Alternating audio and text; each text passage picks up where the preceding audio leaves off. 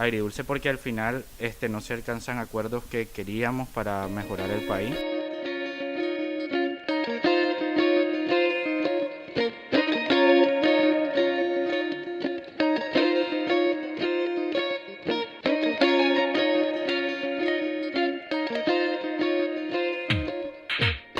La comuna creó este espacio de debate cómodo y seguro, donde jóvenes podamos intercambiar ideas, opiniones, chagüites, radicales o no radicales, y a partir de ahí construir un análisis apegado al sentido común y al respeto mutuo. Tal como sucedería, muy probablemente, en una salida entre amigos y amigas.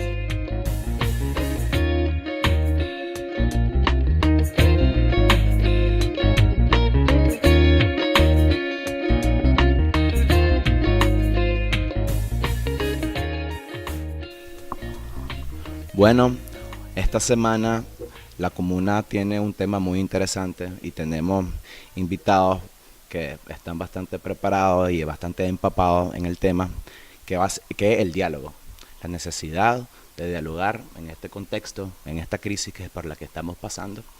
Y pues procedemos pues a presentar a los integrantes de esta mesa de diálogo, a Ernesto Paredes, a Aaron Cantarero, Fanora Bendaño y su servidor como moderador Juan José Uda. Entonces, empecemos. ¿Cuál fue el contexto en el que se da el primer diálogo? ¿Qué es lo que estaba pasando en el país? ¿Quiénes fueron los actores? ¿Y qué fue lo que dijeron? Bueno, primero el diálogo nacional inicia el 16 de mayo. Para poner un poco en contexto, el país en ese momento estaba completamente trancado, que fue el motivo principal que hizo que Daniel Ortega llegara a la mesa de diálogo nacional. También ese mismo día tenemos que hubieron 2 muertos, uno en Managua y uno en Sébaco. El de Sébaco relacionado directamente con las protestas, que era Eliezer Espinosa, que incluso Daniel Ortega mencionó que había alguien recibido un balazo en el pecho al inicio del diálogo, después se vio que era en la cabeza. Y estamos en el contexto del balazo que había recibido un niño, que en el diálogo se dijo que era una niña, que fue por una bala que rebotó en una casa de Matagalpa también, que pensaban que había muerto, al final no murió y estaba grave, no sé el estado de salud actual. Y otro fue un caso de un muerto de Eric Espinosa en Managua, que por cierto, dato curioso, ese señor, el periódico hoy había sacado que lo habían asesinado, una entrevista con su hermano, que había sido asesinado por grupos delincuenciales que se estaban aprovechando del momento y que tenían armas. Eso dijo su hermano. Y bueno, ahora es uno de los imputados por ese caso, es Ricardo Baltoano. Está siendo juzgado por el asesinato. Pues. Solo para poner en contexto por un poco cómo iba la cosa. También se hablaba que había más de 50 heridos en ese momento, contabilizados hoy se dice que hay un poco más. El diálogo comienza también mediado por la Iglesia Católica. Me acuerdo que anterior a eso el gobierno había pedido a Leopoldo Brenes que fuera el mediador. Leopoldo Brenes dice que no, que va a ir con la conferencia episcopal y quedan como testigos del diálogo nacional también. Los actores de la oposición que fueron a ese diálogo fue un sector coyuntural en el momento. Se buscó abarcar a bastantes sectores como el movimiento campesino, que estaba representado por Medardo Mairena, algunas asociaciones universitarias que se habían conformado en el momento y sectores empresariales del COSEP, ANCHAN, FUNIDES y personas a título personal como el doctor Carlos Tunerman o Azalea Solís, entre otras personas. Y básicamente fue el núcleo que posteriormente iba a conformar lo que es hoy la Alianza Cívica por la Justicia y la Democracia. Del otro lado, el gobierno lleva a agridulce porque al final no se alcanzan acuerdos que queríamos para mejorar el país. Bueno, eso se integran posteriormente, pero no solo para enfocarme en la primera sesión, además del presidente y Rosario Murillo, que después no vuelven a llegar, ya Absalón Pastore, que es un periodista, llega Pastrán, que es un periodista que tiene bastante afinidad con la empresa privada, me imagino que lo llevan para buscar enlazarse con la empresa privada ahí, ya el canciller y llegan algunos empresarios sandinistas. Después, ¿qué tenemos que pasa en el diálogo? ¿Qué nos puede dejar eso? Bueno, yo creo que deja un sabor agridulce, agridulce porque al final no se alcanzan acuerdos que queríamos para mejorar el país, pero dulce en cierta manera porque por toda la coyuntura social de ese momento era bastante emotivo. Se le dicen, la representación de la sociedad civil por fin tenía la oportunidad de decirle algo a la cara a Daniel Ortega, algo que no se había dado probablemente en 11 años o en más, nunca se le había hablado hacia el presidente. Y se dejaban pasar bastantes emociones en ese momento. También hay que decir que el diálogo se lleva en la primera sesión en circunstancias anómalas. Por ejemplo, no revisaron a nadie en la entrada. O sea que ahí podían haber múltiples personas que fueran 20 Roberto López Pérez y no nos íbamos a dar cuenta porque no se revisa, no se hizo un cateo de armas. Sí, el presidente llegó con su seguridad personal y con la Policía Nacional, pero no hubo un requisito como se daría en otros actos donde participan. Y creo que eso también nos habla de la voluntad de diálogo con que llegaba la oposición, no se iba a hacer ningún atentado ni nada por el estilo. Y esto también es representativo porque se demuestra que no tenía el control total en ese momento. No, fíjate que, bueno, me parece que la exposición que hace del diálogo, como los hechos estilizados, pues, ¿no? Antes, me parece que están muy bien, pues. Comparto que efectivamente puede haber también otras causas, pues, pero me parece a mí de que hay que enfocarnos más bien en qué fue ese proceso de diálogo y si realmente fue un proceso de diálogo. A mí me parece que no fue, para mí que no tuvo un sabor agridulce el diálogo, para mí fue un total fracaso. O sea, es motivado por ciertas circunstancias que hace sentarse al gobierno y a la oposición, pero de ahí no hay ni siquiera un diálogo. No hay una búsqueda de soluciones realmente. Para mí fue un gran teatro, un gran circo lo que ahí se estaba armando. Porque me acuerdo también de que cuando llega Daniel en la sesión, cuando ya va terminando, recuerdo que hay dos muchachas que salen de los estudiantes a ponerse atrás de la puerta por donde él iba a salir, como que iban a hacer un escándalo. Y tuvo que llegar uno de los padres a decirle quítense, que no se trata de eso. Me parece que este diálogo, este proceso de diálogo murió prácticamente cuando estaban haciendo. Me parece que no llegaba realmente pienso yo que la oposición no llegaba con ánimos de hablar, de dialogar, porque de entrada dicen esto es una mesa para negociar su rendición y su salida. Eso me parece que a partir de ese momento el diálogo, bueno, se acaba. ¿Les parece, muchachos, de que, ok, sí hubo esa posición de parte de la oposición, pero qué estaba dispuesto realmente Daniel Ortega a negociar? Porque llega. Efectivamente no se había visto antes, pues, porque estas no son personas que tienen alguna representación política formal, pues, son integrantes, pues, de distintos movimientos y fueron liderazgos, pues, que nacieron del conflicto, pues, de la crisis y que tomaron la batuta. Pero Daniel Ortega les llega a dar un reconocimiento, a sentarse con ellos. Y efectivamente lo que llega, o sea, las acusaciones y todas las cosas que hace, pues, Lester Alemán, por ejemplo, pues, de que le arrebató la palabra a Daniel y le dijo, pues, lo que muchas personas le querían decir, pues, pero realmente, qué podía hacer realmente Daniel Ortega? ¿Qué llegaba a hacer a Daniel Ortega el diálogo y qué llegaba a hacer la oposición? ¿Cuáles eran los planteamientos que tenía?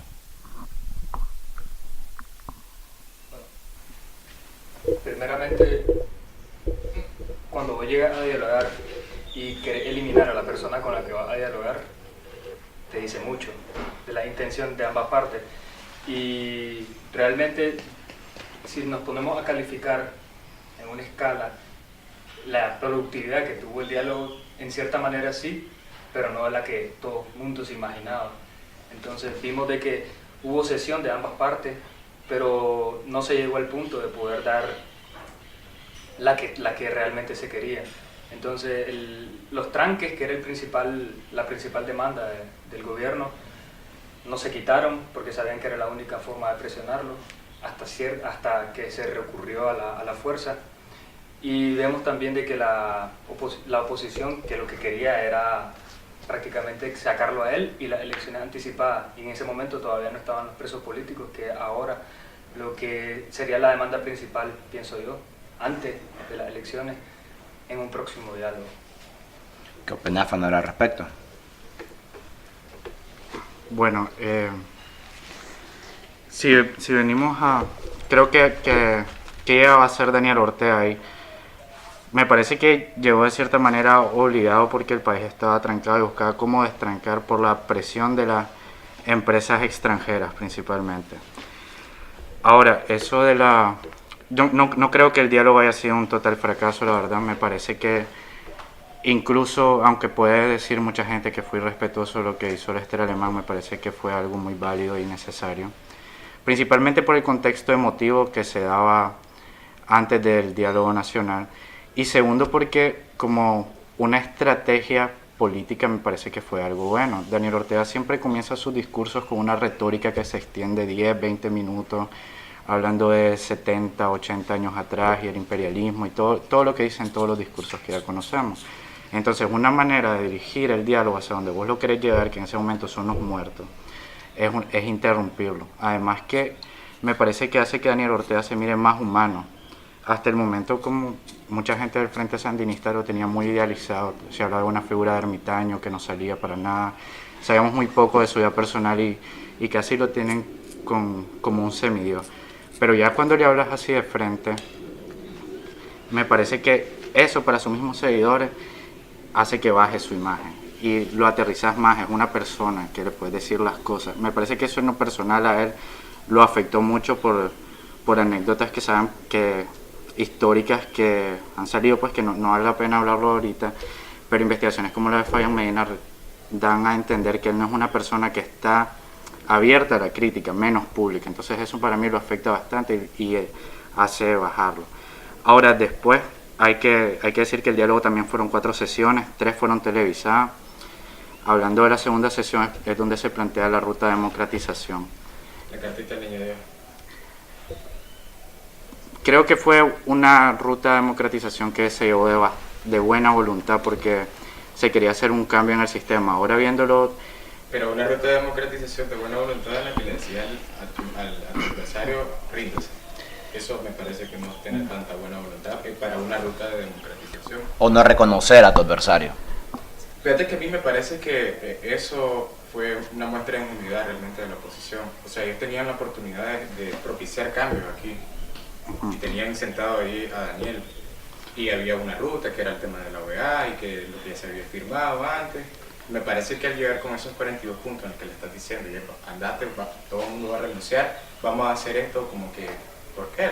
Bueno, los cambios de la OEA no se han llevado a cabo y también estás viendo eso, que no habían reformas que de verdad cumplieran ese acuerdo con la OEA que ya debería estar para diciembre listo supuestamente y no hay nada todavía. Bueno, noviembre todavía. Sí, hay que esperar.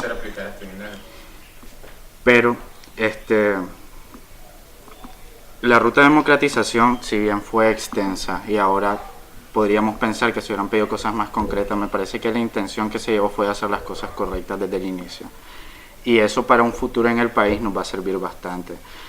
Porque ya está, si te vas de un solo a hablar, recordemos que en el primer diálogo los que llevan la batuta principalmente es el movimiento estudiantil, los otros sectores apoyan y después han adquirido más poder, pero en el principio eran los estudiantes e intentando hacer las cosas correctas ven que no es solo cambiar a Daniel Ortega o cambiar solo el sistema electoral y proponen una reestructuración del Estado, cambiar el Consejo Supremo Electoral, hacer cambios en la Corte Suprema de Justicia, cambiar la ley de partidos políticos, la suscripción popular y otras cosas que me parece que tenían una muy buena idea. Ya viendo en retrospectiva puedes decir, puchica,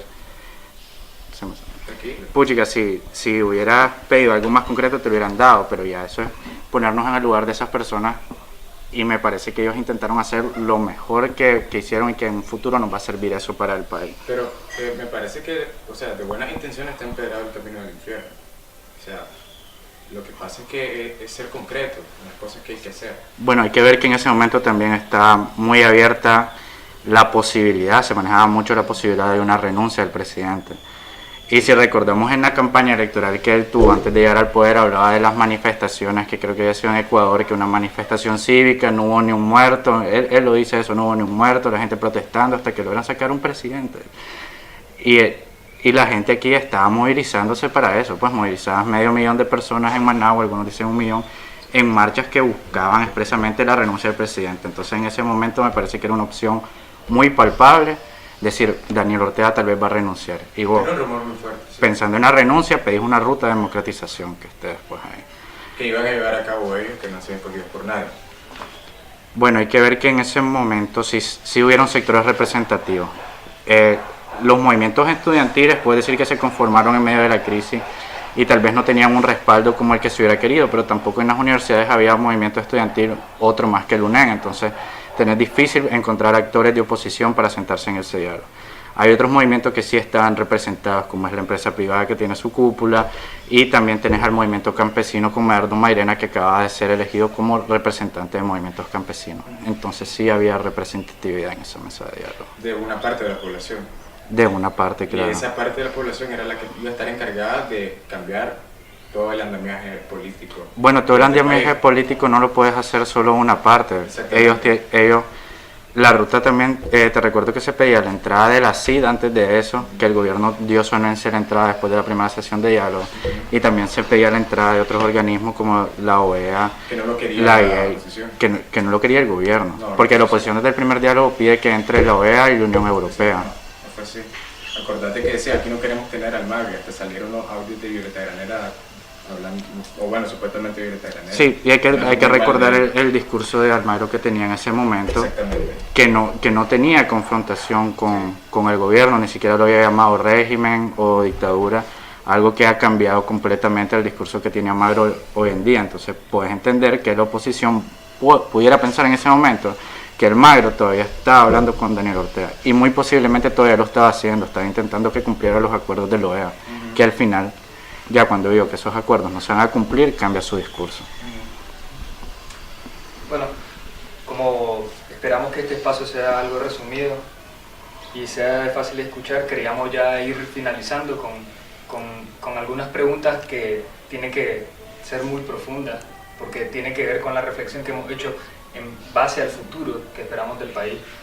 Y podría comenzar diciendo de que por lo menos para las próximas elecciones que se esperan en el 2021 faltan 2 años y medio, 3 años, y es mucho tiempo en el cual una parte de la población no va a dejar de meter presión, no va a dejar de pedir sanciones, no va a dejar de intentar estar en las calles, y por otro lado tenemos al gobierno que no piensa tampoco dejarlo. Entonces pienso yo que antes de que todo esto, antes de abril, teníamos la coexistencia pacífica que decía Khrushchev, donde estaba la oposición siempre intentando hacer presión, pero existía como oposición y estaba el gobierno haciendo su trabajo.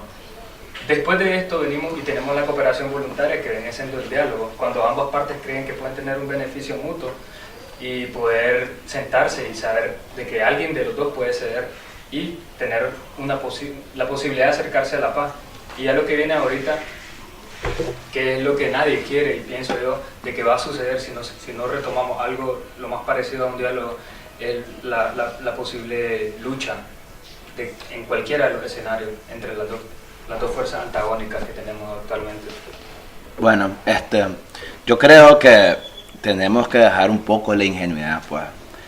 En efecto, el diálogo es una necesidad, pero los verdaderos diálogos siempre se hacen a puerta cerrada y entre cúpula.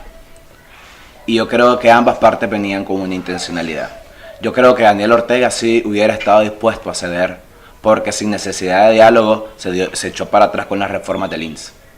Sin diálogo. Entonces, y efectivamente él sentía una presión popular que lo obliga a presentarse. Obviamente no iba a ceder todo lo que estaban pidiendo, porque lo que estaban pidiendo era algo que iba en contra de su naturaleza, aceptarlo. O sea, se estaban diciendo que se fuera. Una persona que ha peleado toda la vida por el poder no se va a ir porque vos le digas andate. Entonces yo creo que fue una posición bastante ingenua, pues. Pero también hay que cuestionarnos esa ingenuidad, porque también yo creo que el show que fue en el que a lo que cayó el diálogo es algo que quería la oposición. O sea, realmente no llegaban a dialogar, o sea, llegaban a decirle a Daniel Ortega asesino, porque eso es lo que realmente querían expresar, no verdaderamente poner una solución al conflicto, siento yo. Y Daniel Ortega pudo haber cedido si se hubieran hecho propuestas claras y formuladas y de una manera que sea accesible. Pues pudimos haber hablado de cambio en el Consejo Supremo Electoral, pudimos haber hablado de reformas de la ley electoral, buscando cómo empezar a salir de esta crisis como una forma pacífica y política, porque al fin y al cabo tenemos que terminar desembocando en las vías políticas para salir de esta crisis. O sea, no va a ser a punta de balazo. Entonces, yo creo que sí, de que hubo una intencionalidad de no llegar a ningún acuerdo. ¿Para qué? Para crear más polarización dentro de la sociedad, y que se realizó. Realmente yo tampoco le miro ese sentimiento agridulce, yo lo miro que fue un total fracaso, y creo de que se tiene que retomar el diálogo, ahora sí, con fines de llegar a algo. Porque ya desde entrada, ya sabes de que son enemigos los que están en la mesa del diálogo, o adversarios, pues, porque uno con sus amigos no hay necesidad de hacer las paces. Uno hace las paces con la gente que está peleada. Entonces hay un conflicto y hay todavía la necesidad de hacer el diálogo. Bueno, yo no comparto que haya sido la oposición la que no llegaba con ganas de dialogar, porque no creo que nadie quiera la fractura social que estamos viviendo actualmente, y me parece que ellos no lo querían tampoco. Lo que me parece es que hubo falta de voluntad política del gobierno, o una mala lectura del gobierno en ese momento, porque a partir de la segunda sesión se comienza a transformar en algo de que vos pedís algo, pedís la ruta de democratización y el gobierno te dice, ok, quítame los tranques. Porque ellos todavía estaban buscando una cabeza visible que decían era la que estaba organizando los tranques. Estaban hablando del MRS, que el MRS está organizando los tranques, que es el MRS, que es los dirigentes, que es la obra María T, es la que me está organizando los tranques. Algo que se ha demostrado que no. Si conocimos a gente que estuvo en los tranques o vimos esos tranques, podemos saber que había gente de todos los sectores, que había liberales, conservadores, había militantes del Frente Sandinista y había militantes de la oposición y había muchísima gente que era política. Y toda esa concentración de diferentes ideologías está en los tranques. Entonces, ustedes mismos dicen que la alianza en ese momento solo representaba un sector de la población. ¿Cómo le vas a decir a alguien que no te está representando los tranques que te los quite? Entonces, si vos ya pones esa traba, ya no tenés voluntad política. Y por eso es que se llegan las negociaciones, porque si tuvieras control de eso, no quizás. Sí, y ellos dijeron, mira, nosotros no tenemos control de eso. Bueno, entonces, ¿por qué la Francisca Ramírez se arrogaba el hecho de que tranque estaba montando el movimiento campesino? Porque eso... eso no era yo así, digo que todos los tranques no, pero sí, también Medardo Mairena dijo cuando... En la primera sesión, cuando Daniel Ortega le dice, dejen trabajar a los campesinos, y dice Medardo, mire, discúlpeme, pero aquí los que estamos trancados allá son los campesinos. Hay sectores que sí tenían sus tranques, pero no el total del país, no te armaron tranques, no hay una cabeza visible. Y el gobierno en ese momento no tenía esa lectura que no hay una cabeza visible. Pensaba que alguien iba a llegar a ordenar por atrás, quítenme todos los tranques, y la gente lo iba a quitar. Y no fue así, pues, al tal punto que solo se le quitaron a balazo. No creo que se hayan seguido el control. Bueno, Muchachos, ya estamos con el tiempo un poco limitado, ya vamos por encima de los 20 minutos, y sería bueno que hablemos sobre cuáles son los puntos a tocar ahora, en esta nueva necesidad de diálogo, ya en esta coyuntura distinta. ¿Qué es lo que se puede venir a dialogar ahorita? ¿Quiénes van a ser los que van a dialogar ahorita? ¿Y qué se va a pedir? ¿Qué se va a pedir? ¿Qué se va a negociar? ¿Cuáles van a ser las salidas a este conflicto? Bueno, yo creo que tenemos que hablar, darle la resolución al tema, bueno, al más sensible, pues, que es el tema de que las personas que murieron en este contexto. Y eso tiene que haber justicia para todas las personas, y tiene que haber una garantía de no repetición, porque cualquiera de los actores políticos involucrados en eso, o de las personas que tengamos alguna afinidad política, porque el proceso que pasamos ahorita es algo que no tiene que volver a ocurrir. Pero yo con respecto al diálogo, más bien, o al proceso de diálogo, yo tendría unas propuestas, pues, para que sea efectivo, porque los temas tienen que ser también, me parece, consensuados entre las dos partes. Me parece que el mediador tiene que ser una persona, aunque tenga su equipo, que el número de representantes por cada parte no pase de 10 personas, que se apaguen las cámaras después de la presentación del delegado de cada parte y del mediador, que debe haber un garante desde el principio, y que cada sesión no termine hasta alcanzar los objetivos planteados con acuerdos medibles, calendarizados y responsables. Eso me parece que sería por lo menos garantizar que este proceso de diálogo sea más efectivo. Y los temas a tocar yo creo que están abiertos. ¿Aarón? No, ya lo último es que yo solo sé lo que ya no se debería de seguir pidiendo. que en este caso es las elecciones anticipadas, porque estoy claro de que eso no va a pasar. Sea la presión que sea, eso no va a suceder. Y en cuanto a lo que sí se debería dialogar, creo que no lo hemos tocado mucho, pero es la gente que está en las cárceles, pues.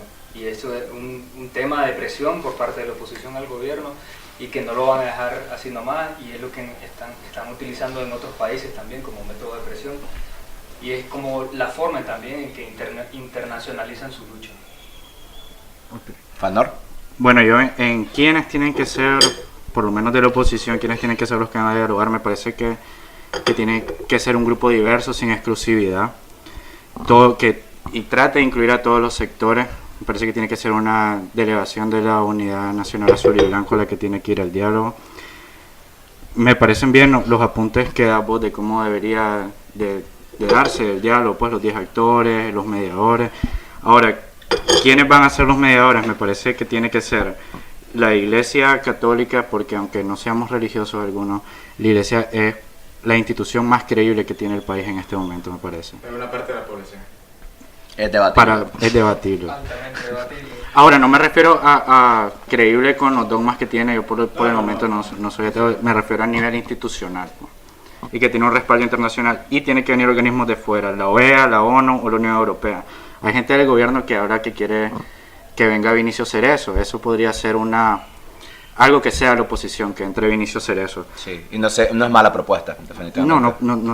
No necesariamente es mala. Y que ahora, los temas que se van a abordar son mucho más complejos de los que se abordaron en el diálogo, porque ahora ya tenés más de 1.000 detenidos, algunos hablan de 400, el número más bajo de detenidos.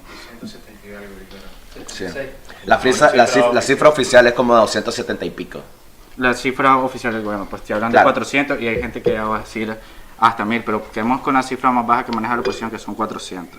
Muertos, vamos más de 400 también. Desaparecidos, ni siquiera hay cifra, pues, terrible eso. Pues. Yo la verdad no manejo una cifra que te pueda decir que es creíble de desaparecidos.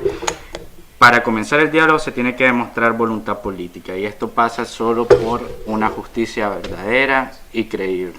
Y esto es que se respete el Estado de Derecho, que sean juicios reales, no como algunos circos que se han montado en los juzgados, y que se respete el Estado de Derecho y se investigue igual para las dos partes. Eso estamos claros. Perfecto. Bueno, ya concluyendo, recordemos pues que el principal diálogo es el que tenemos que hacer nosotros, pues, los nicaragüenses, que no estamos en estructuras de poder y que nos hemos venido siendo afectados en esta crisis, pues, las amistades rotas y también pues los conflictos que hay dentro de las familias, pues, porque realmente ha sido una polarización que es muy doloroso, pues, lo que está viviendo el país. Y es necesario crear este tipo de espacios, pues, en donde podamos debatir, ver nuestras opiniones encontradas, posiciones encontradas, pero aún así buscar soluciones. Pues yo creo de que dentro de este espacio vamos a seguir haciendo esto y vamos a seguir buscando soluciones. Muchísimas gracias y espérense para el próximo debate, va a estar bastante bueno. Fanor, quiere dar unas últimas palabras. Sí. Bueno, primero, gracias por la invitación, muchachos, me parece un muy buen espacio. Y solo quería cerrar con algo, que me parece que un adelanto de elecciones no es descabellado. Ya se vio en 1989 que Daniel Ortega se dio para adelantar elecciones, y que por lo menos tiene que comenzarse a plantear a contemplar la idea de que la crisis puede ser resuelta por su salida del gobierno. Por lo menos se tienen que empezar a contemplar esa idea. Bueno, Muchas gracias, esto fue La Comuna. Comenten.